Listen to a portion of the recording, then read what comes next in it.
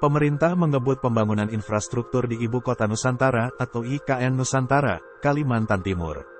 Sekitar 16.000 pekerja konstruksi didatangkan ke Kecamatan Sepaku, Kabupaten Penajam Pasir Utara, yang menjadi lokasi kawasan inti pusat pemerintahan, KIP, IKN.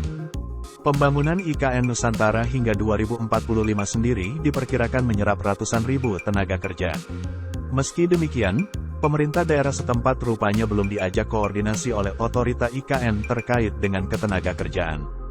Dinas Tenaga Kerja dan Transmigrasi, Disnakertrans, Kabupaten Penajam Pasir Utara, PPU, mengaku selama ini tidak dilibatkan dalam proses perekrutan tenaga kerja di Ibu Kota Negara atau IKN Nusantara.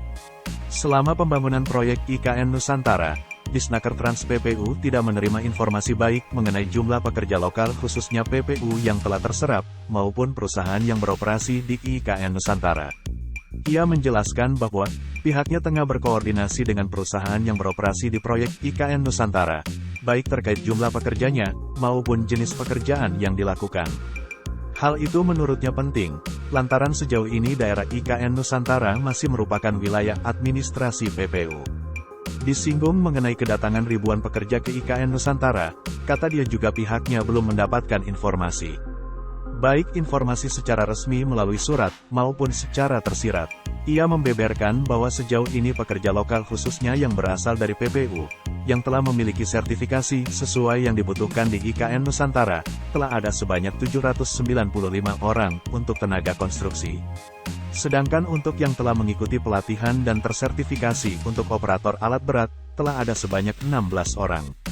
Sementara itu, Kepala Kantor Staf Presiden, Muldoko mengungkapkan alasan digunakannya tenaga kerja konstruksi dari luar daerah untuk pembangunan IKN Nusantara.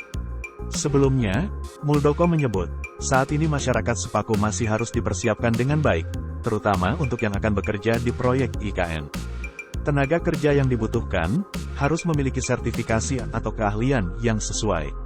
Untuk itu bisa didapatkan melalui pelatihan. Muldoko menyebut, pemerintah sudah memberikan berbagai macam pelatihan untuk membantu menyiapkan kemampuan masyarakat. Seiring dengan hal itu, pekerja terlebih dahulu didatangkan dari luar daerah. Muldoko juga menyebut bahwa mendatangkan pekerja dari luar daerah, tujuannya sebagai akulturasi budaya dan pengetahuan.